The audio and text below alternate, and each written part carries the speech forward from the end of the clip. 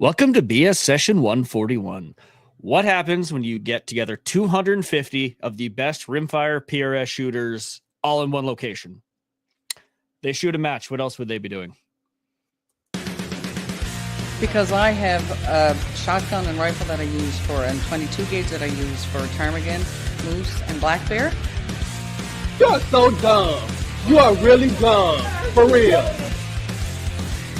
You're listening to your weekly dose of BS, Ballistically Speaking. The Ballistically Speaking Podcast.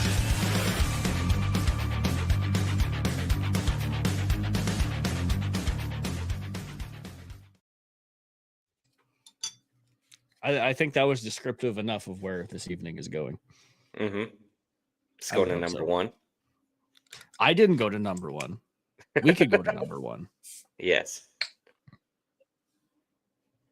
We got 180 chiming in. BS Podcast is number one. Like to see we're number one for something. So I'll take it. Didn't have to specify what exactly. And then you chiming in. What's up, boys? How do you? See ya. Here's to Friday. Yes, indeed. Drink Apex Optics beer. Never mind, they don't make beer yet. But if the koozies are fantastic. I would be. You can use them for everything. Mm-hmm. I use mine to cover the lens for my camera while I'm traveling. Mm-hmm. It's a great protectant. It is. Let's pay some bills, Derek, and then we'll jump into the topic of topics. Sure. All right. And starting off with Callsign 66, Canada's best rifle training. Welcome to the Brotherhood. Book a course now at callsign66.ca and follow them on Instagram at callsign66, all one word, and on Facebook at C/S66. Ribstone Gunsmithing, craftsmanship done right. Contact Oscar at ribstonegunsmithing.ca and breathe life back in any firearm. Oscar also has a new book out titled Rust Bluing in the 21st Century. Find it on Amazon. It's new enough. It's been new for a while, but it's still new. It'll be new to you. It's still that fresh new book smell. Exactly. Unless you have a Kindle. But we're also brought to you by Mark Scopes Canada. The Dion Optical Design line of rifle scopes has a scope for all your hunting and shooting needs. Find Doug and Niza at markscopes.ca. Also, do you want to own a piece of BS podcast history? Now's your chance. To get a terrific deal on a March 5 to 24 by 56 High Master wide angle tactical, illuminated locking turrets. This fine specimen of Canadian firearm podcast history has the provenance of being almost new, with a very faint ring marks on the anodizing and on the turret edges, as there are some small scuffs. Featuring a mill reticle with a Christmas tree. Normally, this would run you about 60 crisp Robert Bordens, or about $5,300, but it can be all yours for the price of $4,600, simply because we let Chris touch it. If you want more info, get in touch with March Scopes Canada or drop us a line and we can hook you up. Do it. EM Precision Rifles in Vegreville, Alberta, building Canada's finest precision rifles. Find Shane and Steve on Facebook, Instagram, and on their website, emprifles.ca. If it's precision hunting, varmint hunting, PRS, NRL Hunter, or ELR, EM can get you set up with the right rifle build. And we're also brought to you by Bolt Action Coffee, bringing specialty coffee to the precision shooting world. Order coffee and merchandise at boltactioncoffee.com.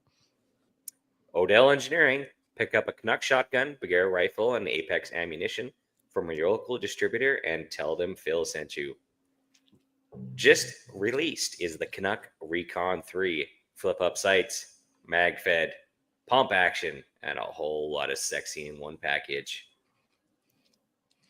And also, we have our friends over at Sterling Arms International, home of the R18 Mark III and the R9 Mark I. They may be down, but they are not out. Stay tuned with us for the latest updates on the battle to get the R9 back, and there is a battle. I am assured of this. There is a battle, and we should be finding out here within the next couple weeks as the 60 business day deadline given by the RCMP will be wrapping up mid-October. And also, we should see some... there might be something up Sterling Arms sleeve So stay tuned for some other details. I believe in industry we call that foreshadowing. Yes. And Hey, last, you go, Derek. You do. Also, since we're talking about foreshadowing, if you need to hit a shadow at a very long distance, we have a draw going on right now for full custom 338 Lapua build by EM Precision Rifles. Features a Curtis custom action, an IBI 30-inch stupid heavy barrel, fit with the EM custom precision muzzle brake, and a special EM Precision branded trigger tech go switch. All aid into a full custom laminated stock by Rifles Refined. Each $20 entry can be sent to info@bspodcast.ca. Be sure to include your email name and the phone number in the comments so we know how to get a hold of you once we draw. We'll draw once 500 entries have been received, and you can buy multiple at a time. So spend the money. Win. It's the cheapest 338 you will ever buy. Guaranteed. If you win it. If you win. If. Your results may vary. Yes. All right. I think we did good. So we are talking about the PRS Rimfire finale that occurred in Parma, Idaho, brought to you by Ruger. So I was lucky enough to attend that event, and I have zero regrets attending it. I'm gonna so let's break this down. Rimfire finale. So obviously they let some pretty shady figures show up because you showed up, but did you have I made it. Did you have to qualify to get there? How does that work? Basically how it works for those that aren't familiar with the PRS is there's matches that are affiliated. You accumulate your points. There's the qualifiers and the regional finale. After attending them, the way Rimfire works is they take the top 30 in each region. Us, we're blessed with the new Foothills region, thanks to a lot of effort by Carly at Apex. And we had quite a few people from Canada actually end up down at the finale this year. I think there was about 30 or 40 of us somewhere in there, which is really cool to see. And even podium. Yes, indeed. We might talk about that a little bit later. Yes, we will. So let's get to the traveling. So obviously you had to go down to the United States of America with a firearm. How do you do that? It's actually a lot easier than people think. I was worried. I was pretty. I was nervous. About your butthole getting searched. I was nervous about spelunking by TSA agents. That was my main fear. Yeah, valid fear. So for anyone that isn't, they got cold hands. Yeah, cold hands, big fingers, all that fun stuff. Yeah. If you've never done it before, ask Customs themselves. They will. U.S. Customs is a wealth of knowledge if you didn't already. But what you need to do is you need to fill out an ATF Form 6 NIA, non-immigrant alien. And on that, you fill out the form. You'll have a section for your firearm. You'll have a section for the ammunition that you're going to bring. You fill that out. You send it to them.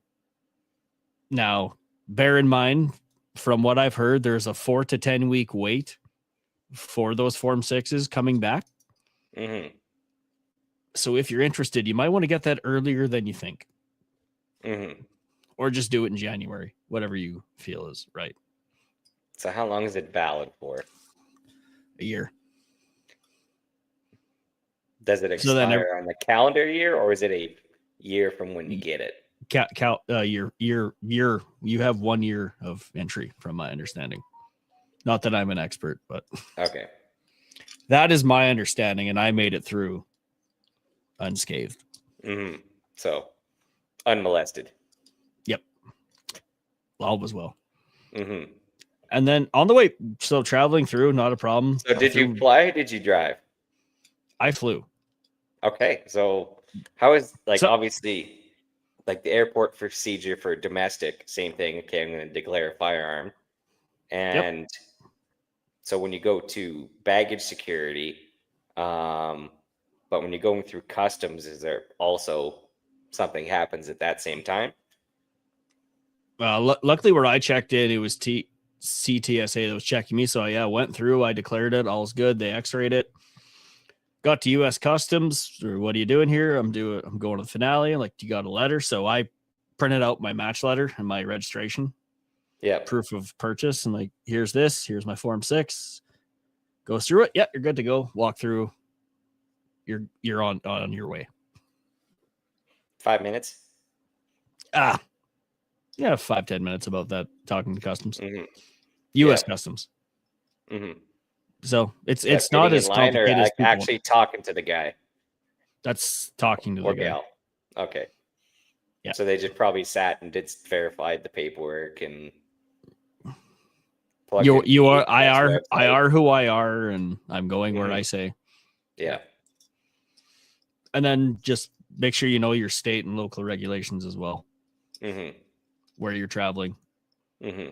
Rimfire, you're pretty much going to be okay with everything. Some states might have, I don't know, over 10 round rule, but you're going to have to look at it on your own. Yeah.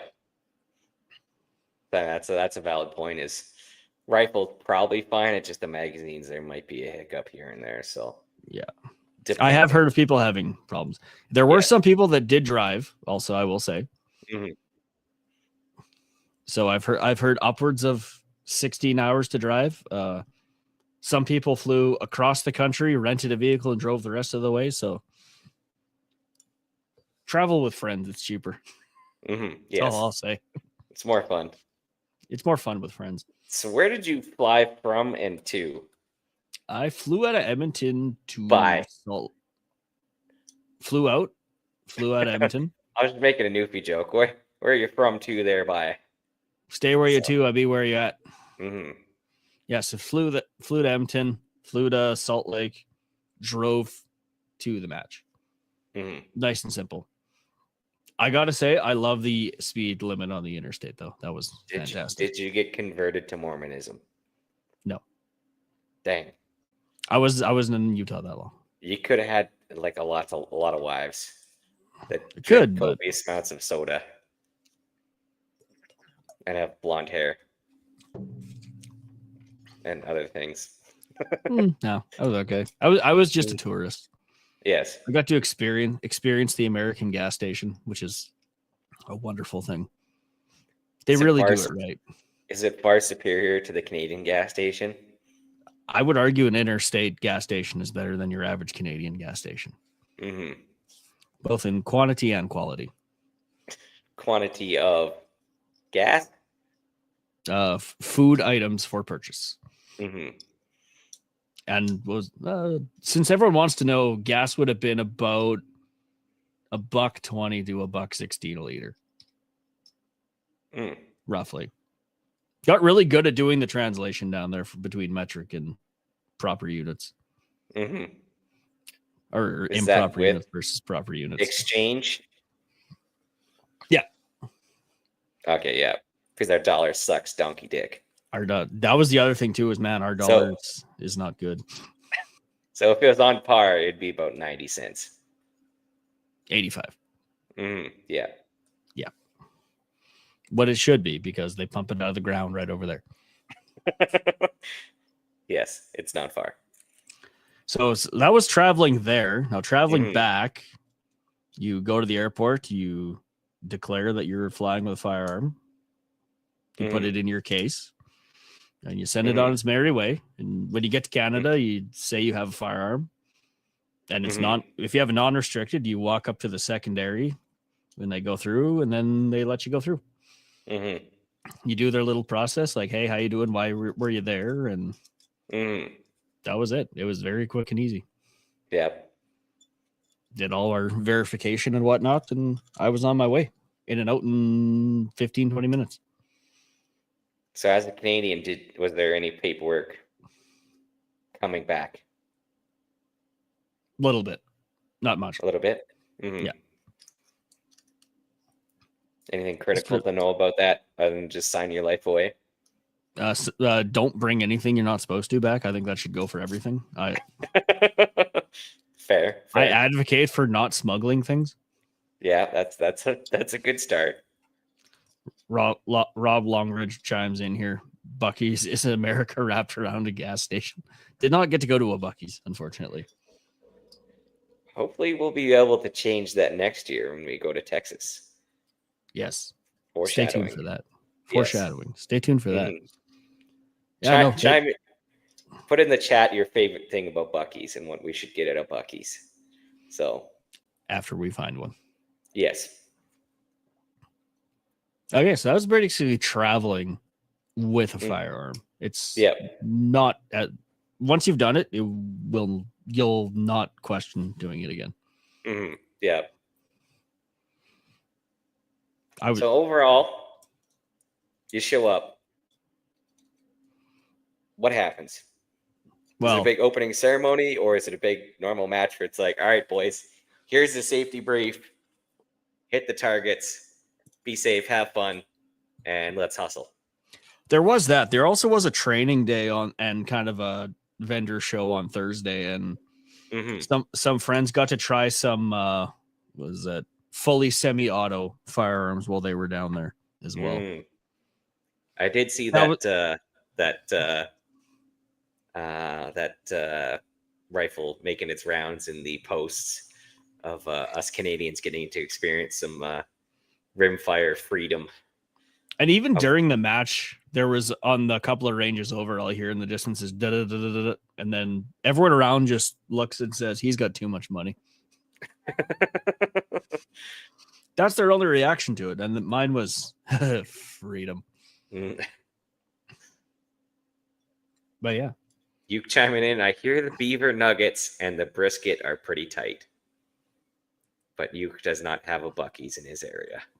Derek, add that to the list. Nor do we, so don't feel bad, Uke. Yeah, so Thursday they had like a train up day, get your stuff zeroed, because when you're flying, your stuff's going to get jacked up some way or somehow. Even if you're driving, say like your case falls off your hotel and then all of a sudden your zero's way off and you don't find out till halfway through the match. Yeah, you're like 3 mils to the right, and yeah. Who does that? Anyway, so that day is open for you. And then Saturday, we were ready to go. It was dark when we got to the range because they said, we're going to be going at, I think, 7:45. We're going to be kicked off. It was still dark pretty much. But everyone was ready to go. And then everyone wanted to zero really early. Like everyone zeroed. To the point where I think on day 2, they actually pulled trucks up to the zero board because guys wanted to get zeroing in before the light came out.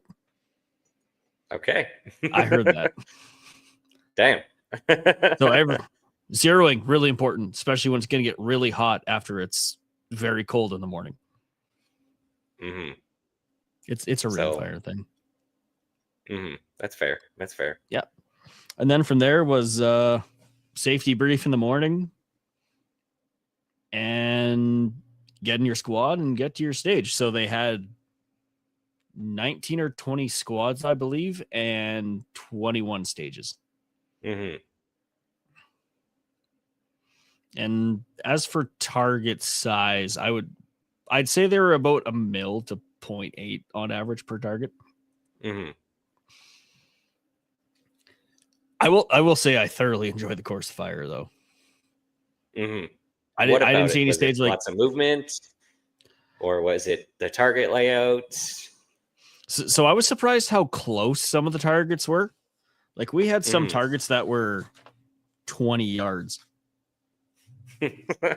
Okay, that's awfully close. 20 yards. Was this rimfire handgun? No, it was close.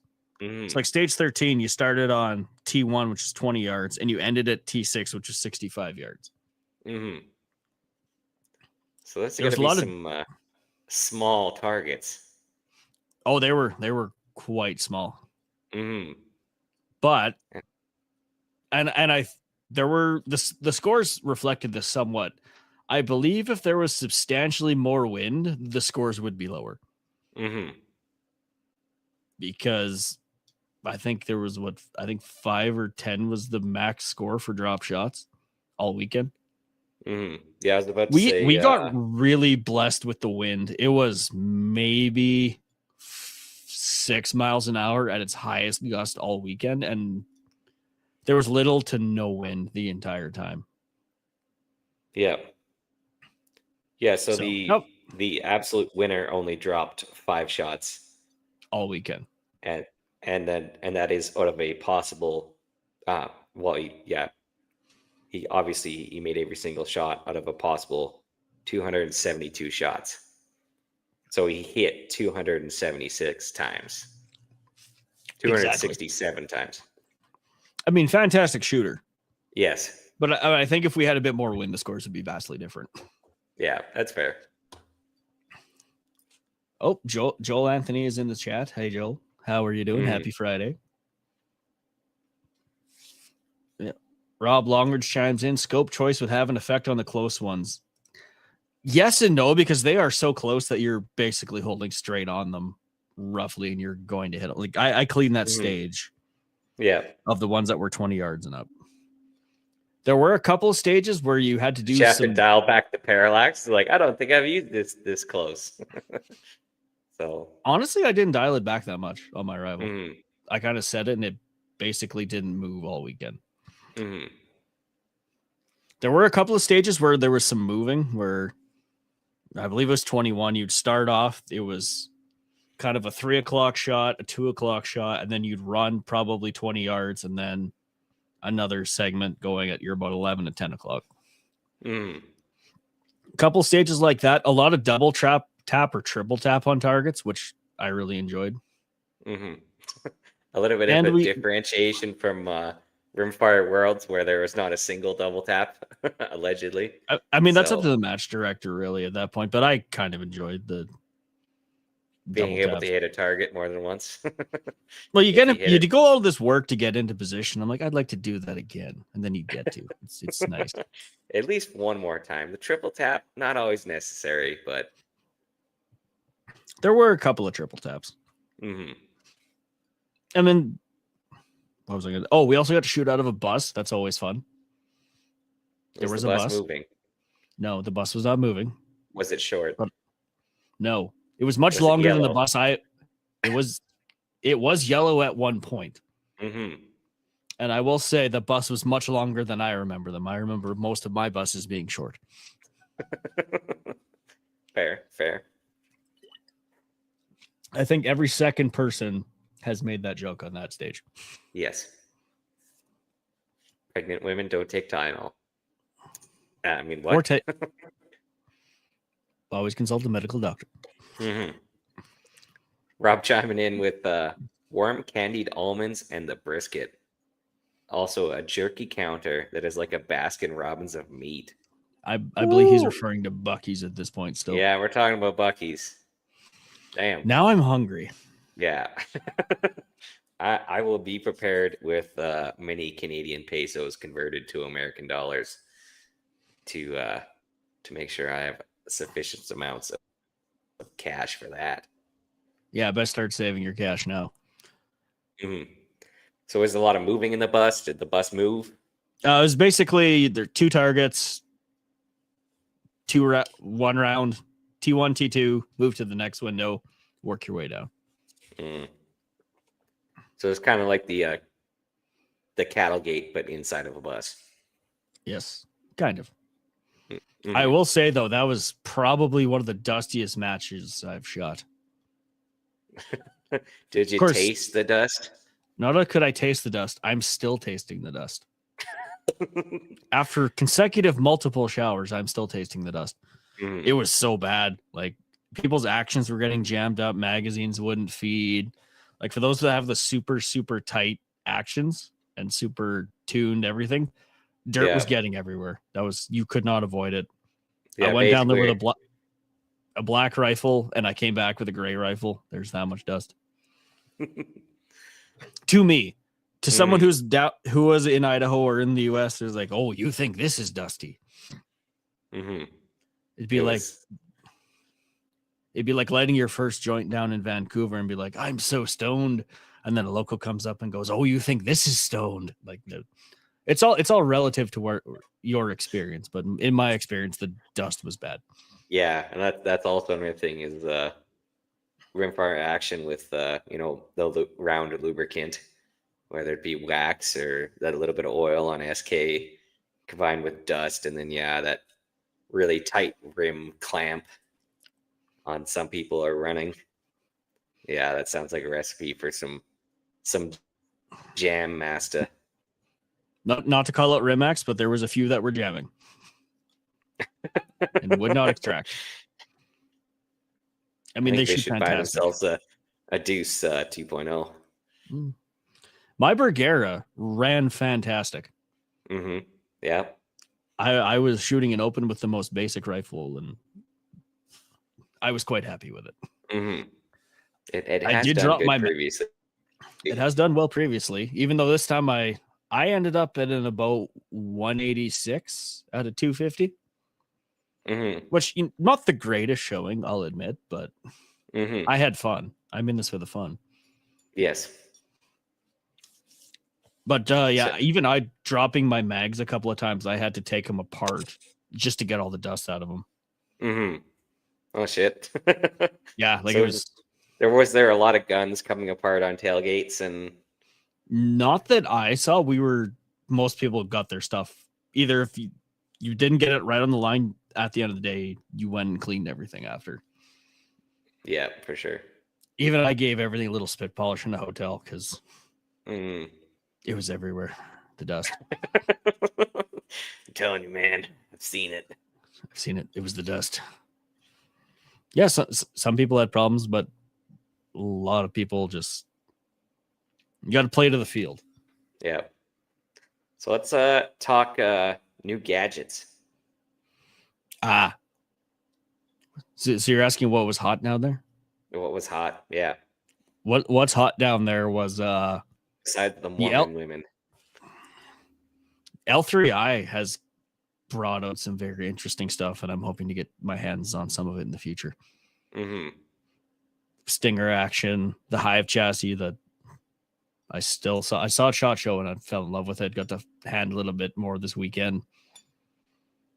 It was great. They're doing some great things. What else? The air thing. Calypso. Yes, Calypso. Those are getting very popular. Mm-hmm. So explain that.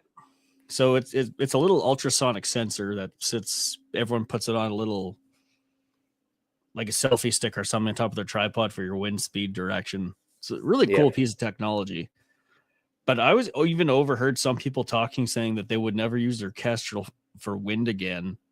They would just use that Calypso and use their phone app. Mm-hmm. And as long as you have battery, you're good. Which phones these days will last pretty much all day. Yeah. And it live updates to your phone and everything. So that's kind of what I seen was really popular. Barrels that are tractor axle-esque were also quite popular. Like centerfire guys don't have barrels this thick. Yeah, that 22,000 psi chamber pressure is something you got to tame. You want to remove any variable. Mm-hmm. So, and as for gear that people were running, it ran the gamut. The MDT levels super popular. The stage timers MDT stage timers were pretty popular. Mm-hmm. There's a series of beeping and bopping. Yep. Well, you'd hear a All beep and across like, was the that firing time? line. No, that's their rifle. That's the other guy down the next stage. Yeah. But then what else was there? Nothing really else stood out to me that I noticed. Mm-hmm. So Idaho, what's the range like? What's the conditions like? Oh, so they had a glorious piece of land set out. So you drive in. This is the Parma Rod and Gun Club, and they have a whole bunch of little bays down the front, and then they got kind of a big hill with targets, and I think they're going out to at least over 800 yards. Hilly, And scrub. It was kind of Dust, desert, grassland. Desert grassland. Mm-hmm. Joel Anthony asks, anyone shooting air guns out there? I believe there was one gentleman that was shooting air gun as well. Mm-hmm. He was not in my squad, though. Mm-hmm. Saw him in his big tank. I didn't even see that. But some of those air guns, Yeah. they've gotten it down to much less intrusive for your air Yes. situation. Mm-hmm. But yeah, it was kind of southern Alberta-ish, foothill-ish terrain. Yeah. How I would describe it. So squatting. What was the situation there? How many in a squad? Designated ROs. I also noticed that the match flow was, according to the description, a little bit different than some typical matches. So let's go into that. Yeah, so how we ended up running it was, so there's about 10 people per squad. I didn't get to squad with the Canadians because I got onto the Impact app too late to join them. So I said, I'm going all this way. I'm gonna jump in with a random group of people, and they were awesome people to shoot with. Yeah. Squad 19, you know who you are. You were all great. So anyway, a mix of were they local, southern states, northern states, Midwest? We had California had a couple in my squad, Georgia as well, Florida. Yeah, so some people Florida. drove from Florida to Idaho to shoot. Holy fuck! Yeah, it was cool. Yeah. So how they had it set up is you'd start as your squad and you wouldn't move as a squad. It was you'd shoot. Going back, you got a little ID tag, and they had like a clothesline on each stage next to the stage brief, and then you'd go up and then you'd clip your tag on this line, and that's the order that their ROs are calling you to shoot in. So it wasn't actually a fixed order the entire time. Like, for the most part, we kept it similar, but if you wanted to jump ahead or back, you could. Yeah. Or if you had a little issue you needed to work out, like, yeah, just go ahead of me, guys. I need Just to work move on down this the line, real quick. So You need to go take a squad would poop. all, yeah. Fun story about that later. It's important. It is. So the squad would go, you get up, people would spot, shooters would go. After you were done shooting, you would grab your stuff, go to the next stage. And you just keep cycling through. You didn't hang around, so you just kept moving. So actually, I got to know squad 18 or 20. I got to know some of the front half of squad 18 as well, which was really cool. So that's kind of how it ran, and you just kind of kept moving, and it kept the flow going a little bit better, I think. There was a couple of bottlenecks, but that's going to happen. Yeah. How many stages were there? 21. How many squads were there? 20, I believe. Okay. Yeah, so it's pretty much a continuous flow of... Yeah, so you went... There's a squad at every stage at all times. Pretty much. 1 to 20, and then 21 was way at the back by the entrance, and then you went back to 1. So in that match flow, what was your opinions on it?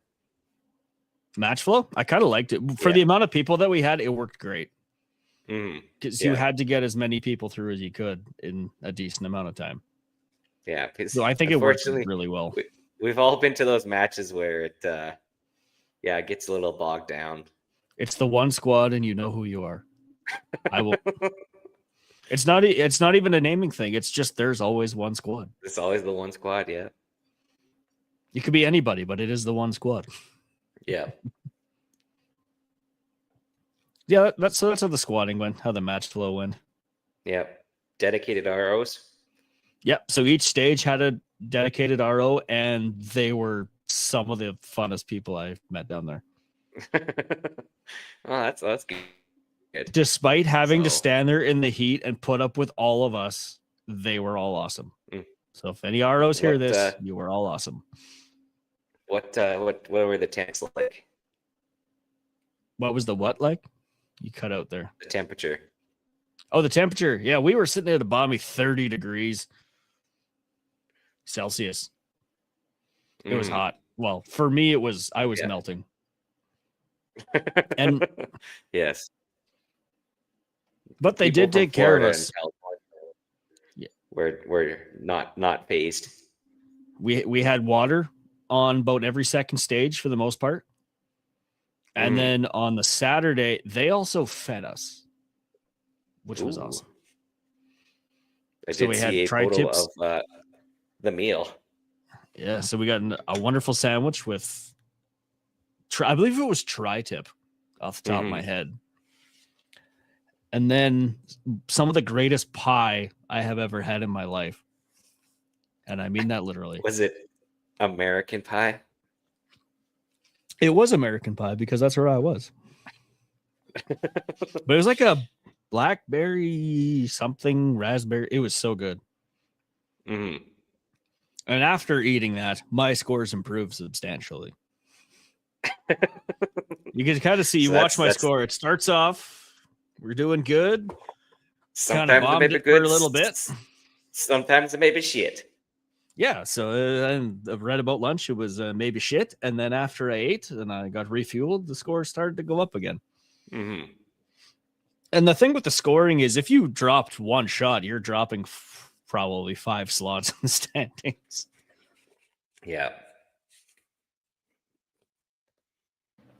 So you really had to be on your game. And with the caliber of shooters we had there, that should be expected.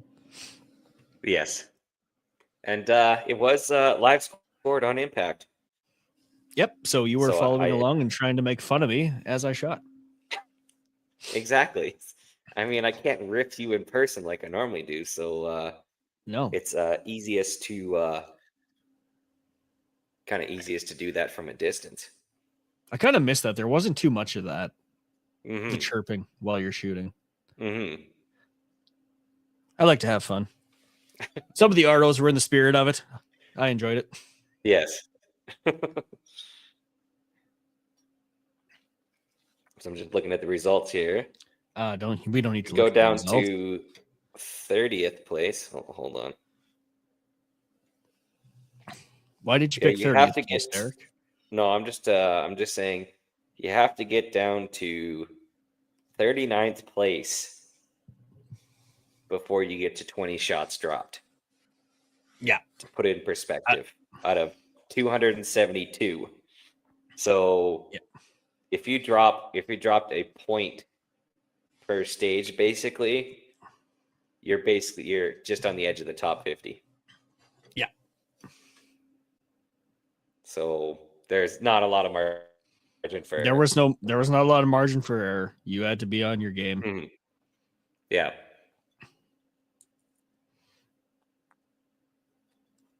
So besides us snow Mexicans, was there any other visitors to the United States? Other than the Canadian contingent, which I believe, both 30 to 40 of us, we had Australia and South Korea were also there. I do believe it was one individual from each country. Yeah, I believe it. So it's a really long way to go, but especially Australia. South still Korea is also a recommend good it. haul. Yeah. 100% recommended. Mm-hmm. Did they get a standing ovation? They did actually at the banquet, and we can get into the banquet later. They did say, for all the international people, please stand up, and looked around like there's a lot of us here. Mm-hmm.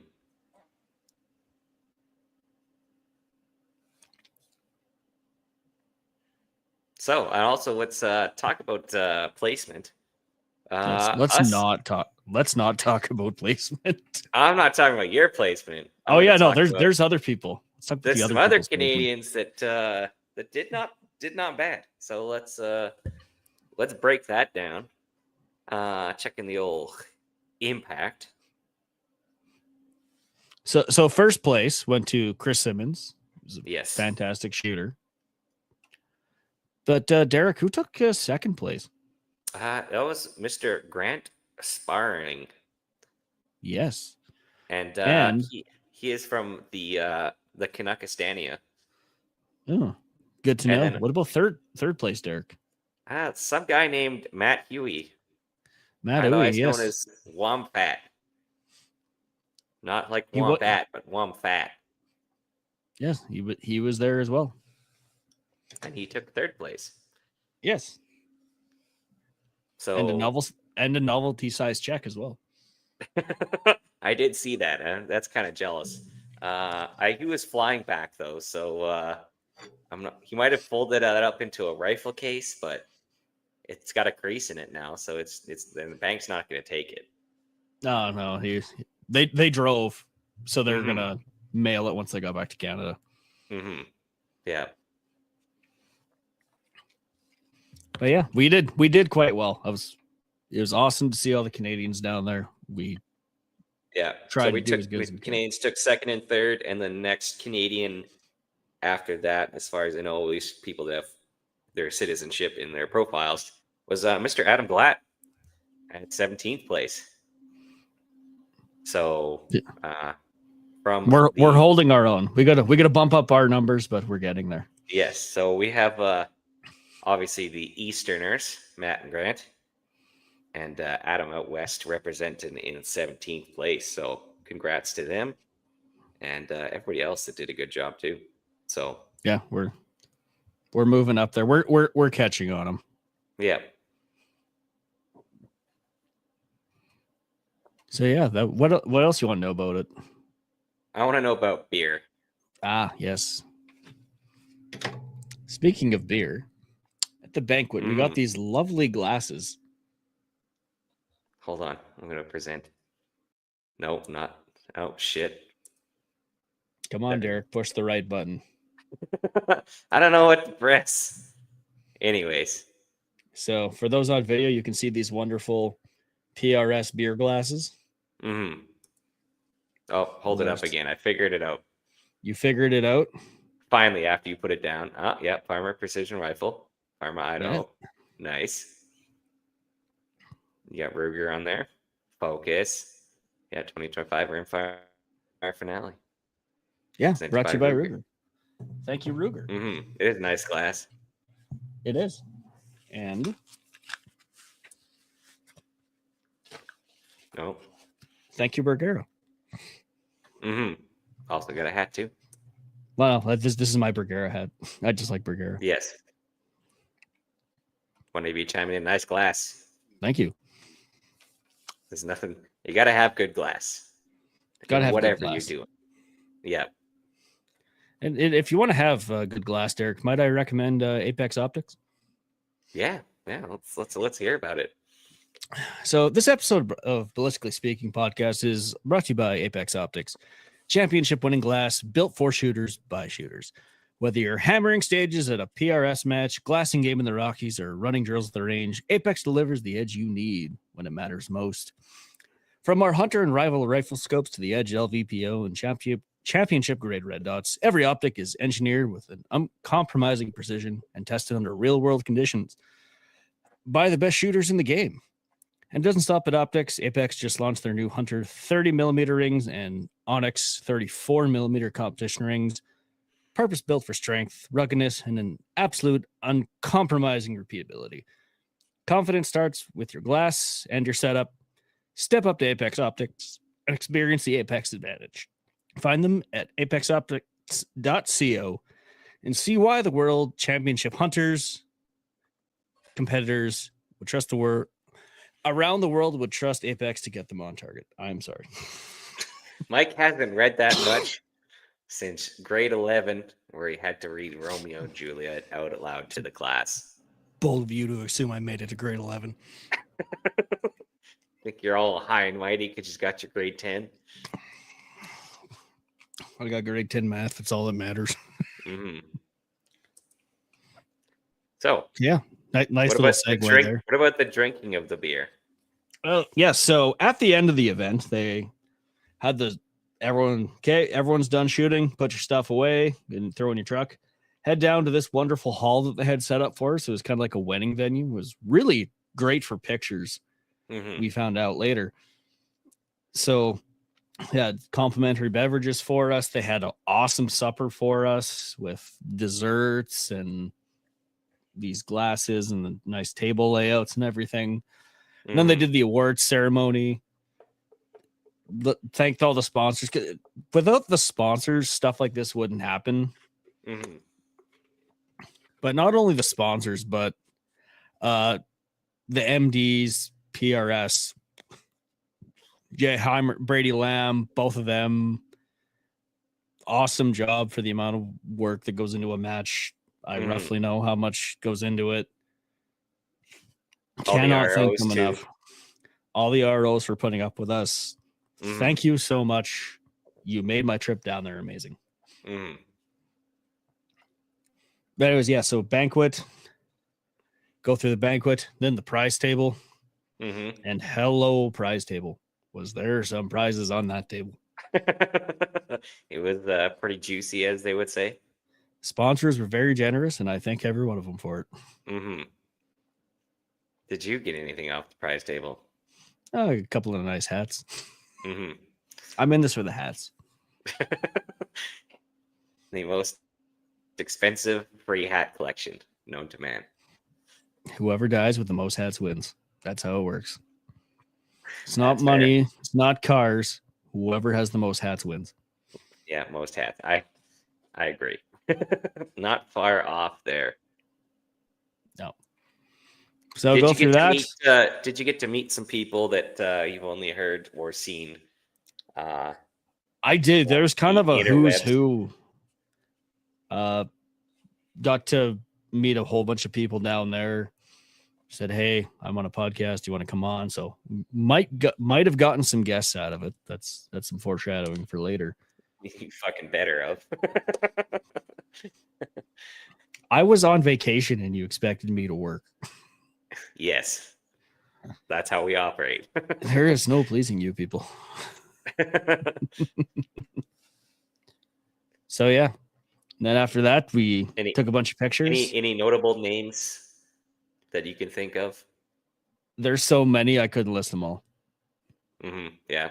It was that kind of event. I even saw some of our previous guests, Mark Sorich of Impact Scoring.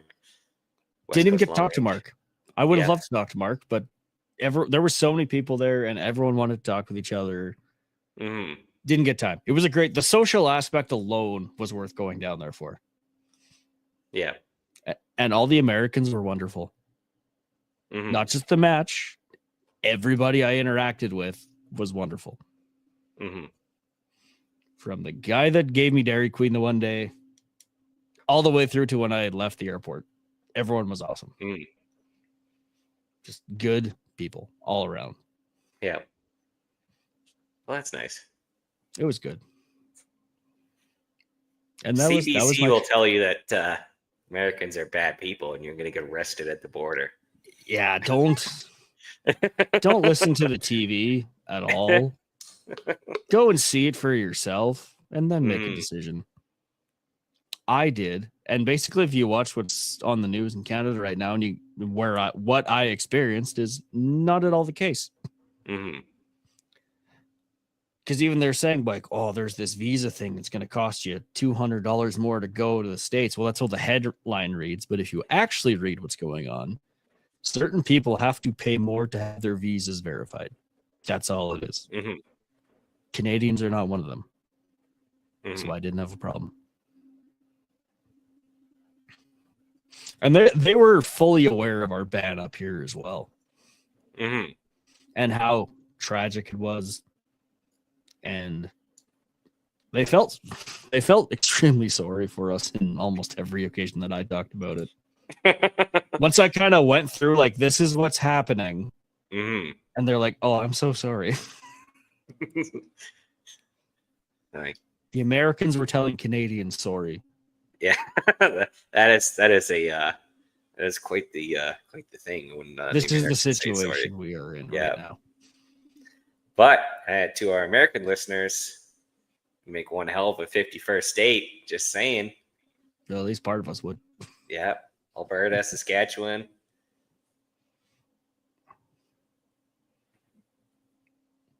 Yeah, so in and out, nice and easy. Speaking of which, there has been some allegations on that front. Allegedly, Colt Canada and or CZ Group is going to be allegedly helping allegedly destroy firearms Mm-hmm. Yes. or the So alleged buyback. as kind of broken by Ian Runkle yesterday, it was deduced that the firearms alleged for destruction, and I would say alleged allocated for destruction, are to be sent to a warehouse that is a 5-minute drive away from Colt Canada. Who is owned by CZ? It was owned by CZ Group. And Who also makes there's a few CZ? other companies in there as well, Spur, such as the Mount, and also Seller, S&B Ammo, Seller and Bellet is also in that group. And essentially Ian reached out to Colt Canada, CZ Group, and asked, hey, are you guys involved in this? And he has not got a reply as of yet. However, this is a big piece of the puzzle, as he mentioned, in that this program kind of hinges on them being able to do something with the firearms. He's to send these firearms to a scrapper or recycler that doesn't have the right licensing and capacity for it. Not a good idea. Because I don't know if you ever been to a metal recycling yard, but I'm pretty sure a criminal record is a requirement in order to work in one. So it is not a small thing. I also recall earlier when the tenders were first going out for the program, there was a small company that put their name in the hat. The guy was previously involved in the destruction of firearms and ammunition for police departments. He had kind of a mobile setup in which he would press and chop, illegally, like firearms slated for destruction from criminals, and dispose of ammunition in a cooker for police services. And let's just say I think he got a few emails from some concerned citizens, and he withdrew his name from that bid. So essentially, we kind of bullied them into not participating. But Strongly obviously, recommended. since the program is possibly going forward, they have to have somebody that is actually equipped to destroy these firearms. And since it's the Liberal government, they're not going to do it themselves. They're going to contract it out, because somebody in Quebec. Contracting is how you line your pockets of your buddies. So yes, that's how the scam works. We just need to play along. Mm-hmm. But so Cape Breton found itself. I just want to chime in Rob's comment. Colt Canada only exists because of government contracts. Yeah, I think you're 100% on the money there. I think Colt in general only exists for government contracts. Yes. What's the last thing the Colt put out that was like, wow, I need to have that? Those was like the Python in like the 70s. And also, I do believe it's most Canadian contracts stipulate that firearms for the Canadian military have to be manufactured in Canada. Yep. Like, for example, the Ranger rifle that Tika won the contract for, Colt is producing them in Canada. So part of that contract is you have to allow Colt here in Canada to make this rifle for you. Yeah, I believe they called that project Operation Broken Stock. Yeah, allegedly those are delaminating. I might actually try to. I do know of some Rangers. Might reach out and see if that's actually happening. I've met a number in my travels. So it's a legend. Yeah. So it's not surprising there, but this is the big hinge point. A lot of people are talking like, hey, obviously us Canadian gun owners, we're a small demographic right now for in terms of our influence in the Canadian market, unfortunately, is shrinking. However, again, the big push is like, hey, let's get some American influencers on this, because if this is in fact true, the American consumer market can easily sway CZ Group, which owns Colt Canada, to be like, well, this is not looking good for us, because all of a sudden, uh, you know, looking like a very anti 2A gun company in the United States Is not a is, good look. yes, not a good look. Not a good look to have. As So, someone not a who good was business just plan. there, they really like Mm-hmm. firearms, Mm-hmm. and they're Yes. quite good with them. I Yes. mean, we're getting close, but They got that First Amendment and that Second Amendment, and they really like both of them. And I understand and why. the one keeps the other, something to that Mhm. effect. I'm not a geologist. I I'm not hope a you're not ground a scientist. geologist. No. But yeah, I can't see that being a good look on CZ's part in the States. CZ, we may come for you eventually. Like, that's really bad optics on their side to being Yeah. tied up in this.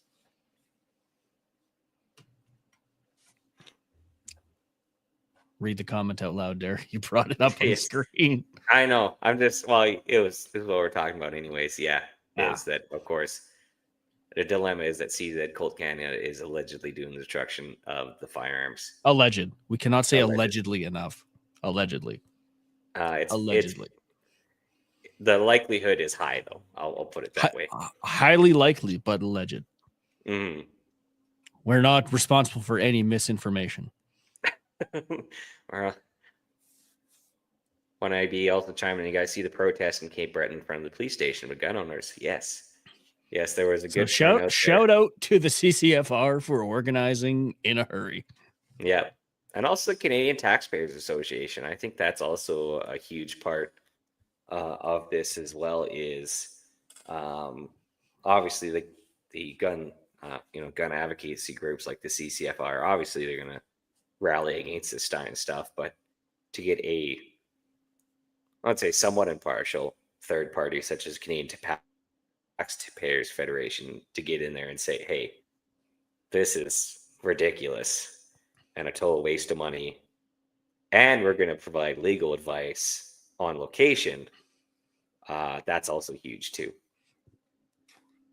So if you're not already following the Canadian Taxpayers Federation, follow the Canadian Taxpayers Federation. If you want to, because they will go through the budget and comb through it, and they will point out some things that will make you want to pull your hair out.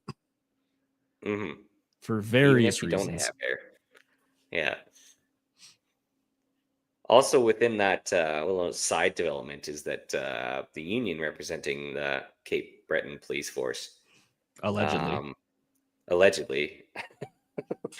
the word of the night, allegedly, says, yeah, their membership was not consulted. I did see something about allegedly of voting the chief out. I'm not sure how that works. Police chiefs are generally voted, are kind of a weird, different how they get into their place, but obviously it's pretty. It's motion of non-confidence is how I was told it was put. Yes, there definitely could be that, but there was no consultation between the police force and the chief in regards. This seems like something you don't want to just spring up on your members. Like, oh, yes. By the way, we're doing this thing, and excuse me, we're doing what? See, another interesting thing is, so the pilot program is one thing. And that's in theory the easy part.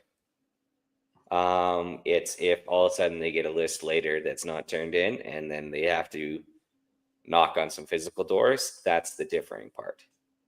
Yes. But also it is a principled thing. Not everyone in law enforcement is obviously a gun enthusiast, but most people in law enforcement understand the importance of security of their persons. Not only that, but the training aspect. Mm-hmm. This may shock some people, but they don't get to train as much as people think they do. Yes. With the amount of rounds that people think they do. Mm-hmm. Also, if they Your show average up to gun the, runner, your average gun owner going to the range on Sunday may fire more rounds than some law enforcement yes. in their entire year, Yeah. allegedly. And also, that's the another thing is if the officer does want to do some training and shows up to the local range to do some training, and all of a sudden, oh, guess what? There's Jeffrey, Glenn, and Amanda there.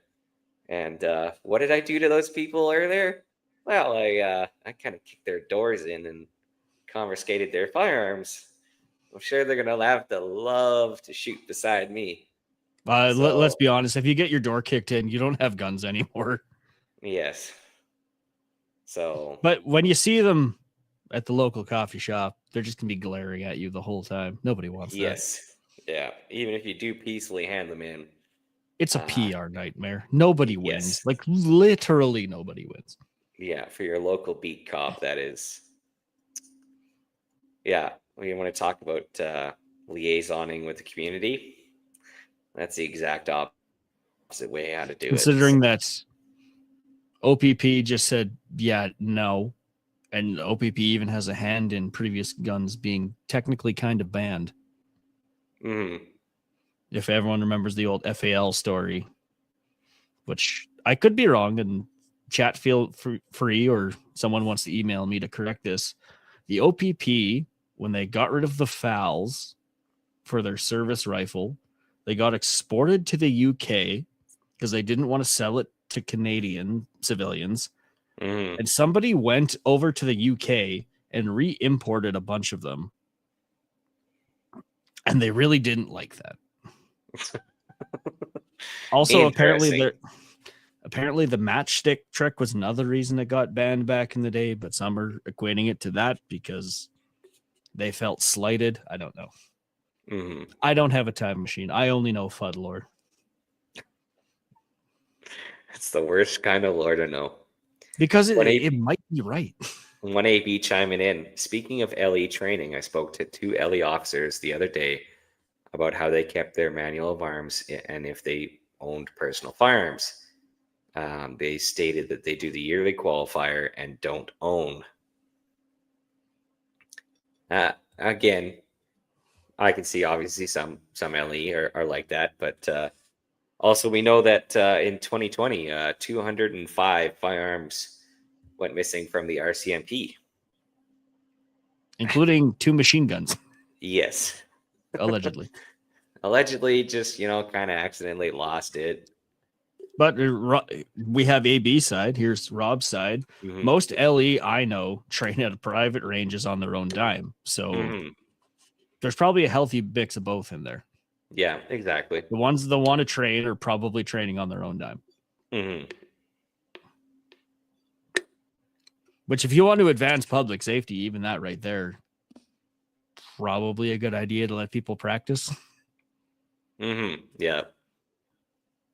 And everything's moved so fast. Like last week we had Gary Gate, and then I was really not paying attention because I'm trying to focus on going to Idaho and not getting a cavity search.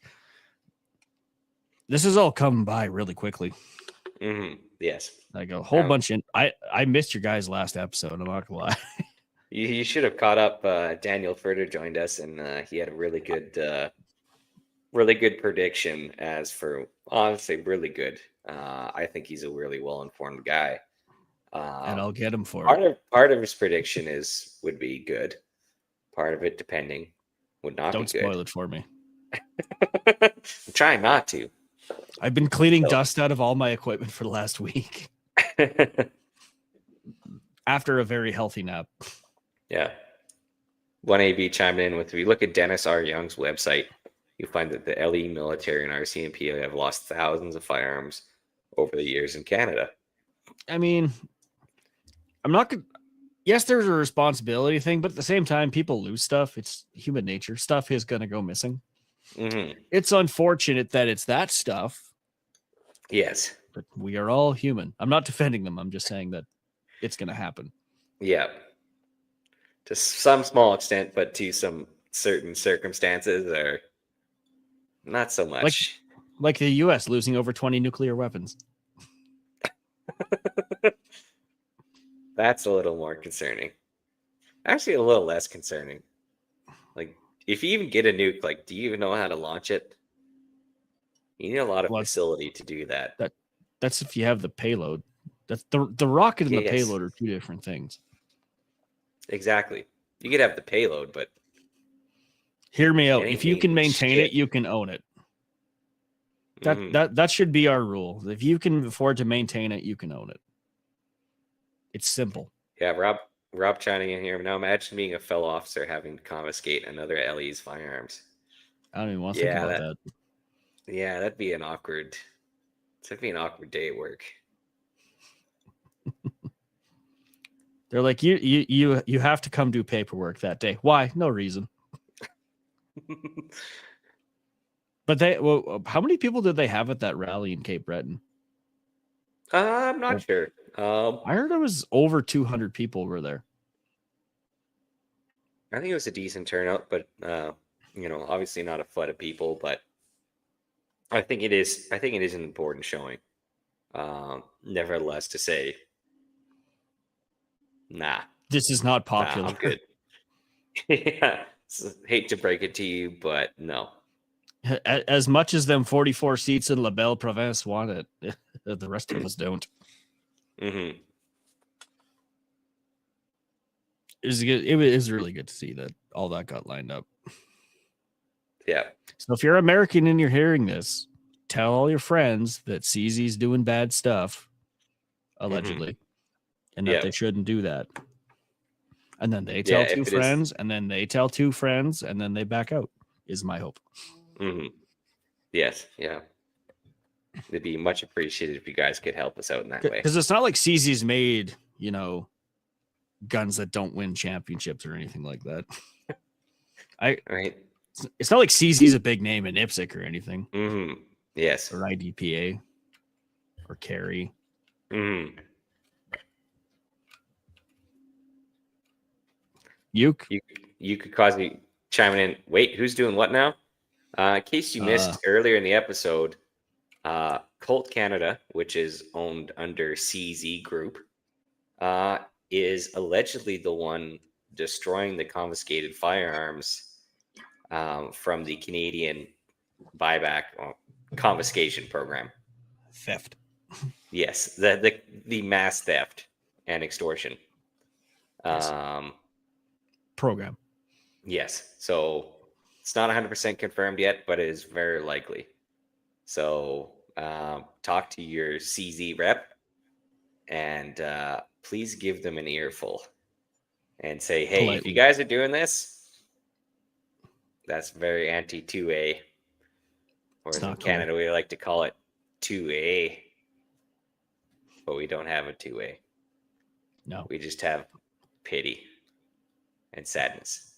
So Everyone feels sad for us. yes. We went from 4 aircraft carriers to where we are now. Mm-hmm. A lot of people don't know that. We had aircraft carriers back in the day. You're not wrong. You're not wrong. I seen it in the museum. Mm-hmm.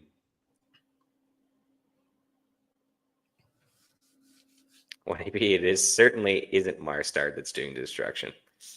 Yeah, they would just they would turn that shit around and Collect it. What I would like to see is basically everyone in some provinces just be like, you know what? You're a business now. You're a museum. Mm-hmm. Here's all your licenses. Keep whatever you want. Gotta have the right would be CFO for that, though. Some of us are luckier than others. When AB chimed in, you seen the new Crusader, Arms, Backland Hunter, semi-auto rifle in 5.56, 5 rounds non-restricted. I did see that photo come from Bullseye Norse today.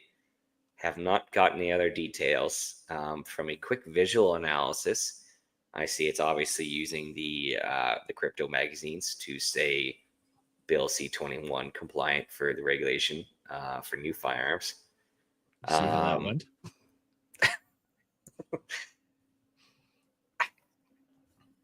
I mean, it is intriguing. I'm not a gas gun guy. I am. I see a dust cover that looks very AR-ish. Hemlock forend looks good. The gas Plastic, system also breathes oxygen, therefore it's an AR yes. and carbon. Just Lots of disappointed they carbon. didn't put a wood stock on that bitch, because I think that you gotta put a cheap wood stock on it, and all of a sudden you're good to go. May I say something slightly controversial when it comes to new firearms? Go for it. Okay. I don't want any more 5.56 rifles. Give me something different. Mm-hmm. I know it's not popular and it's probably not going to sell, Mm-hmm. but like there's so many great cartridges out there. Like there's the 6 arc from Hornady, and like 338 arc's getting popular. 350 Legend would be a great option. Also good. I know it's easy to get a 300 blackout. Yeah, the most slept on popular in Canada. Mm-hmm. One of. Yes.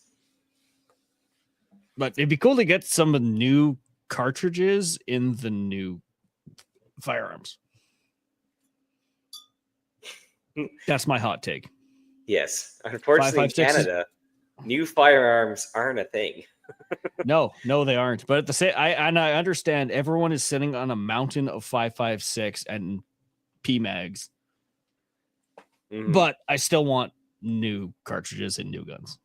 Okay, so my question about the new Crusader Hunter is, sorry, I don't know if that marketing is going to work as the Hunter, because when the Steyr AUG first got introduced into Canada, it was marketed as a survival rifle. Mm-hmm. And I have an ad from Ruco that says that somewhere. So my question is the crypto was banned early summertime? I thought it was December. No? I can't remember. I can't keep track of everything that's banned. I just know if it's banned or not. Yeah, it's been a little bit. So my question is the Crusader Arms Hunter, is it domestic production, or is it import? Because if it's import, then it has to have an FRT. If it's domestic, obviously it doesn't. But then the RCMP can fuck you later. We found that out a number of times. Watch your profanity. However, hopefully Crusader said, hey, actually, I just gonna look it up in Armalytics if it's updated yet. Armalytics is not always. I don't know what its refresher is. Is maybe Crusader went to the firearms lab and said, hey, give us an FRT on this, right? Friggin' meow. So we can know and we can tell people, hey, it's got an FRT. Or Crusader might be like, you'll sell it without the FRT. The government's going to ban it, but government's going to ban it anyways. So that's kind of my contention with the Hunter from Crusader Arms. I just searched it. I like the look. It's a vibe for sure. Yep. It looks like, I want to say it was Fight Light or somebody had like a California compliant AR. Kind of looks like that. It does kind of have that vibe. I dig it. It's a vibe. I would also accept one in that configuration in a lever action. Yes. Just because it would be different. I would prefer a wood stock because it seems that wood is a way to not get banned as a semi-auto. Also, there's so many options you could do with wood. Yes. You could do laminate and have it crack in the Arctic. They said the humidity, but I think that's my suspicion. That's probably the Maritimes, like Labrador and Newfoundland, also have the Canadian Rangers. For those Americans listening, the Canadian Rangers are not like the American Rangers. The Canadian Rangers are best akin to the Reserve Coast Guard. They're primarily, but not all, Indigenous peoples in northern communities, and they serve as essentially a militarized search and rescue, observation, asset protection group. So oftentimes, if your plane crashes in northern Canada, those are the guys coming to get you. Those are the people you want to come get you. Those are the people you want to come get you, because they know the land, they know how to travel on the land. And Otherwise, your they other know how option to is polar bears. yes, they know how to survive in the wilderness. And if the military is actually conducting any exercises or training in the Arctic or northern Canada or Canada's remote regions, they'll be the liaisons. So if they want to do winter survival training or land nav up north, they'll be the partners in the area. Derek, have you spent time in the North? You seem to know a lot about it. Yes, their colors are red and green, and often they'll fly their flag when they're traveling. I've seen a convoy of Komatiks, which is sleds in Canada's high Arctic, of the Rangers going out on exercise, and they get paid to do that, and they get leave in those areas. So if you are part of the Rangers, a lot of companies allow leave for training exercises. I think most companies, you actually have to do that. Yes. Yeah. It's like kind of like reservist leaves. So, and yeah, they were issued the, I forget what C designation is. Essentially, it's a laminate stock 308 Tika, AICS mag, stainless steel. You can buy the civilian version too. Yeah, it's called the They're not T3, cheap. T3 Arctic is the civilian version. It's just that the Ranger rifle comes red laminate and comes with a case, manual, tools, etc.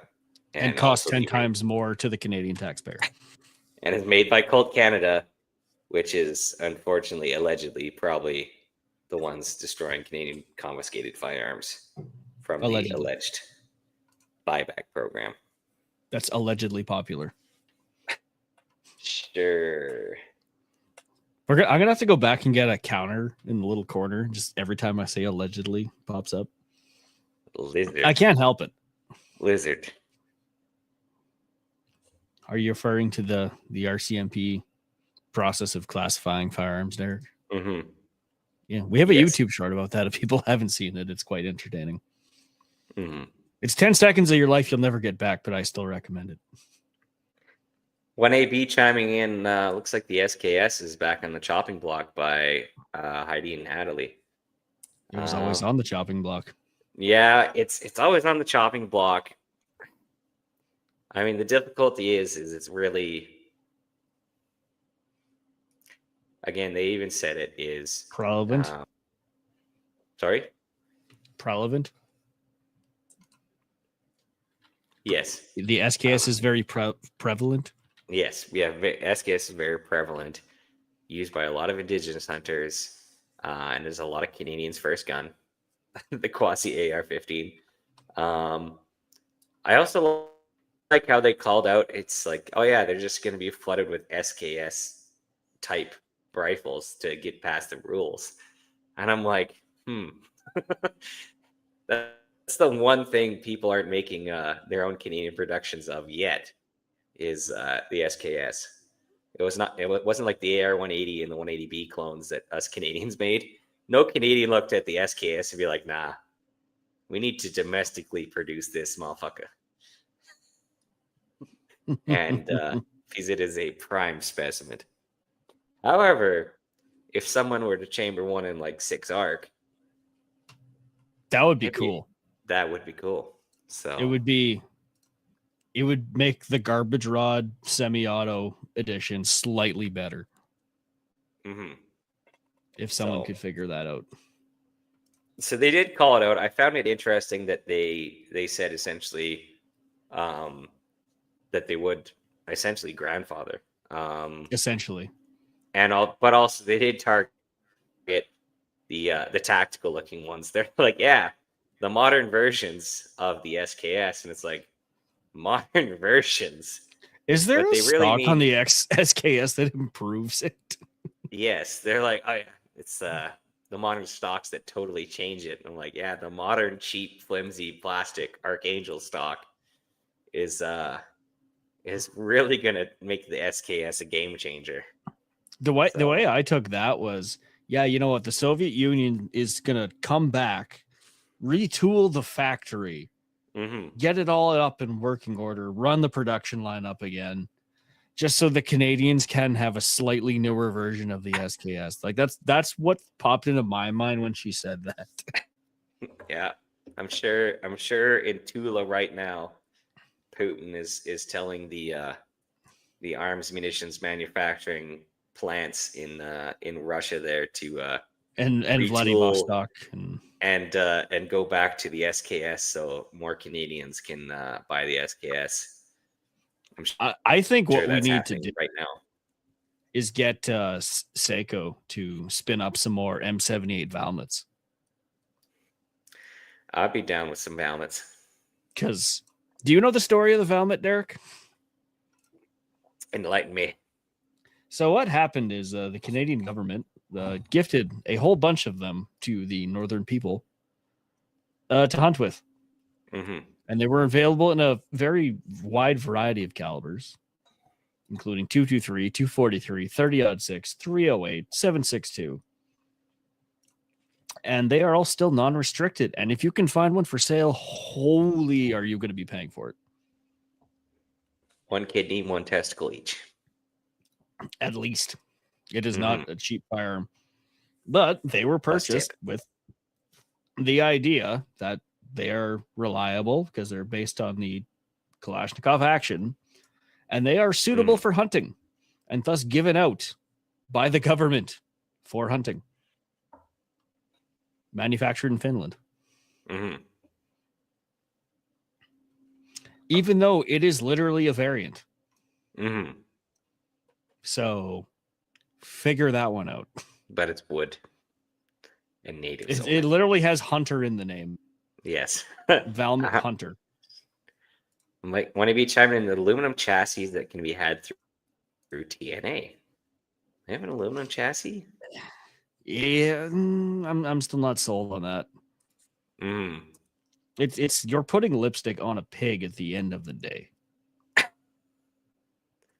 I mean, it I'm is sorry. an SKS, but again, it's kind of what we have as for It was for never. right It was now. meant to never be fired and only dropped once. That's what the SKS was made for.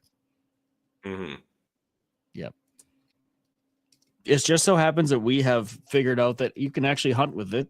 It's a 30-30. Mhm. Yukikazu, you leave Miss Piggy out of this. No. My understanding is SKSs are quite expensive in the US. Meanwhile, we were buying them with their prime when they were, what, $189 for 12 of them Mhm. back in the day. So yeah, they're going to go after the SKS next, but I think that's going to be a Hush harder sell. Holsters make some mini 14 style folding stock for the SKS. We're Let's learning pull- so much. Let's pull that shit And- up. While you're looking at that, I bet you Trigger Tech is right now working on an SKS trigger Mhm. because that's totally a drop-in job that Mhm. will that will be easily manufacturable. That'd be a great new April Fool's joke for them just to come out April 1st. Yeah, we're doing SKS triggers now. Partially, I believe that April Fool's exists for companies to put out products that people might be dumb enough to buy, and they just kind of want to test the waters on it. Mhm. And So actually- as evidence, I would say the Magpul waffle iron that we were promised a few years ago, I would have bought one. Okay, I'm actually going to present my screen here. Oh, here we are, Derek. You're teaching people how to modify their SKS to make it look like it's not a Cold War piece of garbage. We're not going to talk about modifying.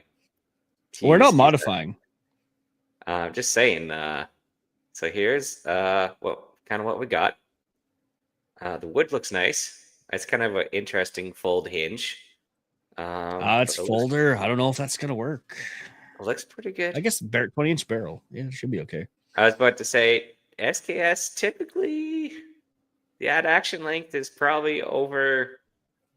It should be over 20 something. non-restricted. So My you're bad. probably Our laws keep changing. I can't remember what we're supposed to be probably at. going to be good in that regard. Yeah. How many pesos will this set me back, Derek? Allegedly, 200 to 320, but this is, of course, the American site. So probably a solid 8 Robert Bordens, all said and done, taxes and theft.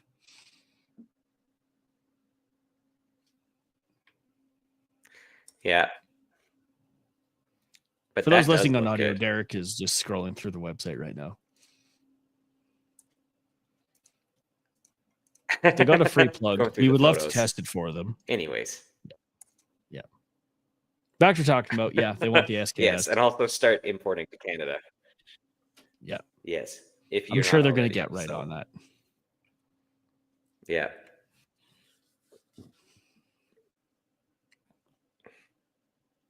That was it. Did we run out of things to talk about already? We shouldn't have. I'm just looking at that show. I was counting on 2 other hosts to be here. I'm sure they had a mountain of questions. Oh, we got. I don't got one more thing I want to cover. It's, yeah, that thing. Yeah, go talk about that. Canada Post. Go fuck yourself. Allegedly. Like actually. Derek's thoughts are his own. Not a separate representative of the podcast. No. But let's just say I have a barrel in the mail, and Canada Post decides I'm just gonna keep this. Of course, because it's hunting season, Derek. That's why. Yes. Oh, last week apparently you talked about naming the Gary tapes. Did you come up with any better names? Did any other better names get suggested? So we didn't actually use the name Garrigate. Should we call actually? Are we claiming it to be that now, Garrygate? I mean, it What do kind we of think? is. Garrygate. Not everything has to be the Watergate scandal. Like we can have our own scandal. But that's what us North Americans call a scandal is gate. You put I guess. gate. And after everything, I guess. Pizzagate or whatever. Yeah, I guess we have to go with Garrygate unless anyone has any. We're open to suggestions. If you like Garrygate, spread it around. Feel free to use that. We don't own it. Mm-hmm. We just kind of came up with it. So I'm going to read out there. The union, the most recent offers from the union has called for full-time job protections, as well as a total of 19% wage increase over 4 years. That's a little bit. That's a bit. They've much. also, yeah. So I also saw something earlier when I was doing some reading about the pre-retirement leave. Now, I don't know about you, Excuse me. but I don't know what the fuck pre-retirement leave is. It's where they retire right before they deliver your barrel. Well, that's probably true, but from previous negotiations, Canada Post is obviously delivering marijuana, and they're consuming it because they're high out of their fucking minds. Get back to work and deliver my barrel. Derek has just gone unhinged this episode. When AB chiming in, what's wrong, Derek? You don't want your tax dollars going to pay for training changes for Canada Post workers. Interestingly enough, part of their contract is money for gender affirming care. So, yes. Interestingly enough, I was talking to a teacher, and here in Alberta, we are on a looming teacher strike. This was months before, about 4 months ago, where, the negotiation process was going sour. And I told him, I was like, hey, teachers here are talking about class sizes and a pay raise. So I'm like, are you sure you don't want a fake set of tits? Think about it. Think about it. That's so they have something to give up in the negotiations. Exactly. But I'm not Maybe. sure I what don't know. Canada I don't work Post for is Canada Post. giving up. But yeah, if you want to negotiate that with your employer, that's up to you. But if you're delivering my barrel, Hurry up. Get back to fucking work. Derek's got to hunt with that barrel. He kind of needs it. It is going to be for a hunting rifle build. It's what is that barrel, Derek? Do tell. It is a 35 cal barrel that I bought from auction. It was actually a barreled action, old Husqvarna barreled action. It was 358 Norma mag Husqvarna action. I don't know why. This is also an unhinged rant. So on Extreme Range Outfitters, which is a website here in Canada for selling that kind of stuff, a weekly online auction, there's a person selling a bunch of like Husqvarna Mauser barreled actions, but with no bolts in them. Like, you're gonna sell me a barreled action with no bolts. Like, what did you do with all these bolts? Are you holding them captive? So I have to buy at an inflated price if I want to use that barreled action as a true barreled action? And if you are, tell me that you're selling them, because I don't know where to buy one. But anyway, I just chopped that barrel off halfway, most through the chamber, to be rechambered in 35 Wayland. So that's reuse and recycle. How very green and of you, recycle. Derek. So that's going to be going to try out the 307 Weatherby action, long action, new from Weatherby. Very basic Rem 700 clone, but of course made in the USA, and much better than Remington is doing right now. And yeah, I think I'm kind of debating and waiting to see if MBT's new Woodstock is going to come out in long action shortly. It just came out in Rem 700 short action, so I assume another couple months. Hopefully they'll come out with it in Rem 700 long action. Throw it on there. Trigger Tech field trigger, and I'm gonna throw my Apex Optics Edge on top of that. Spearhead machine muzzle brake, and it'll be a bear gun. 35 Wayland. I got some 200 and 250 grain rounds, projectiles for it. So it's kind of looking forward to spring bear. Are you actually going to put in for that? I should. You should. I mean, spring bear in most places in Alberta is just buy a tag. Pretty much. It's not a draw. I mean, so. your zone will vary, but yes, your zone will vary, but it's not going to be a long drive to get to a zone when I could just buy a black bear tag. So yeah. I haven't talked about much about hunting yet. It's that time of year to start thinking about hunting if you haven't already. For those of you that only hunt, it's all you think about, so you're already there. Yes. So most of you are out bow season or muzzle loader season right now. So, or if you're waterfowling, I'm pretty sure you're waterfowling right now.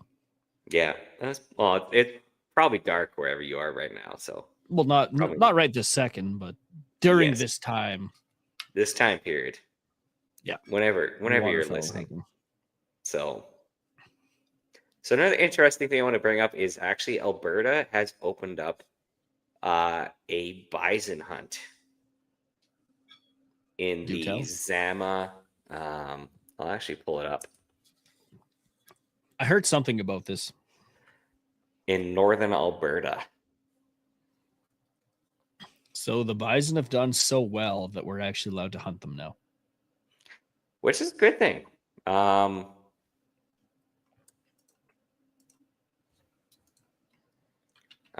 I will I'll present my screen here.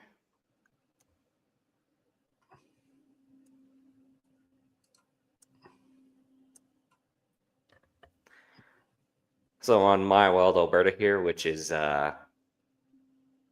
essentially the fish and game portal for Alberta.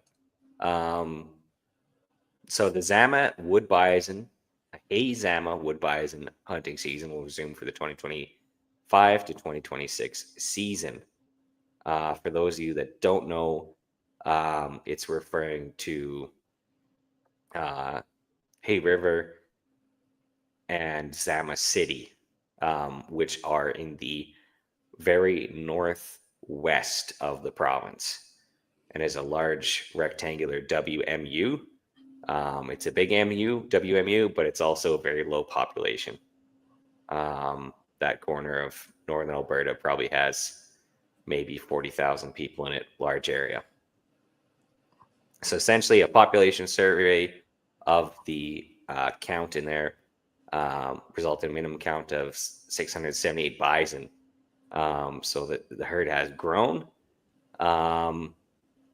So they did have a previous limited hunting season in 2008 when the population was nearing 700 animals. And they are shooting to maintain a population size of 400 to 600 animals to ensure a healthy enough population. And says that make sure that the bison are not forced out of the Hay Zama range by overpopulation, which would potentially put them in contact with diseased bison to the east in and around Wood Buffalo National Park. So they're worried about bovine tuberculosis and brucellosis among the Wood Bison National Park population and wet snow bison population. So there is it is available for Indigenous and non-Indigenous. However, the priority is Indigenous. So there's 90 tags for Indigenous and 45 for non-Indigenous. So open to Alberta residents only, as far as I know. What would you take to hunt a bison, Derek? 35 motherfucking Wayland. I'm gonna go with I don't know, 300 PRC. I think it would do it. 300 PRC, I think, would be all right too. I don't know. I've never been close enough to judge that or been in a situation to take one. I've been close enough to bison to judge. And yeah, you want something above 30 cal. 4570. 180 chime in. What province did Alberta Indigenous cancel moose hunt for the non-Indigenous? That was somewhere in Manitoba, I think. Yes. It is very hard for us to know what every province does, as much as we try. That was definitely contentious. Essentially, that nation that decided that essentially put up checkpoints in their area to deter non-Indigenous hunters from coming in. So that is obviously a bit of contention. But I think it is important, especially moose. I think you're a unique creature in that obviously their population is not as plentiful as white-tailed deer in Canada, but they are a highly valued animal. But they're also a communal animal and a very important in a status regard for a lot of people. Again, a lot of people will hunt them in groups because the draw time is long. So you, 5 or 6 buddies, will get in the draw process. One of you will get it pretty much every year, depending on the zone. And it is a ritual. You'll share the meat. They're amazing animals to watch, to see. They move agilely through a lot of difficult terrain. And also the Indigenous people value them very well because obviously they're a lot of meat and a very important animal to them as well. So hopefully I want to see a resolution where we both understand how to best conserve moose. But as of right now, there is a little bit of tension there. So We don't want it to go the way of the thylacine. yes, Everyone says dodo. We can pick other animals that are extinct. especially because I don't know what the thylacine allegedly extinct. is. Yes. So There's been suggestions that one or two are floating around mhm. that survived or escaped captivity or something. Also, apparently, panthers are getting loose in Ontario. Okay, what the I was Panthers? scrolling through like black leopards, big black cougar things. Mm-hmm. I think house cut, but super duty sized. Yeah. Apparently, they're running around southern Ontario. Okay. So if you're in southern Ontario, keep an eye out for that. Yes. They've been don't spotted. Don't get attacked by a panther. Or leopard or whatever it is. But from the video evidence that I saw, they're fairly large animals.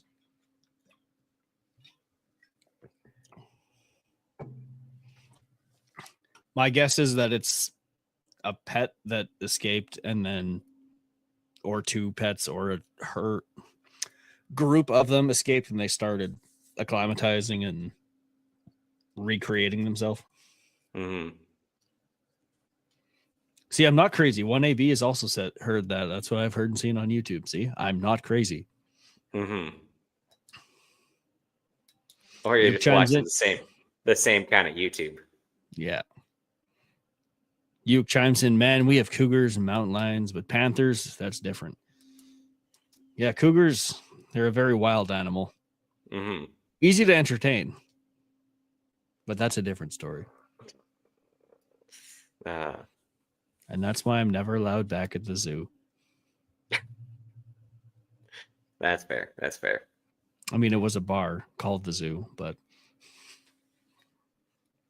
well, I think we covered some topics. we covered everything. So did some things. We did cover some topics, cover things. Again, I want to shout out all the people at PRS for all the work they did at the finale, Mm-hmm. all the volunteers, the ROs, the sponsors, and Carly for helping get Foothills established as a region. Mm-hmm. We have a region now. It is now up to us to grow the PRS in our area. Mm-hmm. So if you have the opportunity and you've never done it, go do it. Mm-hmm. If you are going, bring someone new who's not done it before. If you have a friend that hunts and only shoot once here, bring them along to show them what it's like, because it may help them with their next hunt. I don't know. Mm-hmm. Exactly. Shout out to everybody. We got second and third. I say next year we should sweep the podium. It's a lofty goal. I'm probably not going to help much in that regard, but I will try my darndest. You'll hold up the back end is what you'll do. So I will be the guy at the back of the banquet that yells, "Yeah," when we sweep it. I'll do my part. Speaking of if you want to give us a check out the show at facebook.com/BS podcast and leave us a review to let us know how we're doing. Also, if you like our content, please leave a like on the page and a share.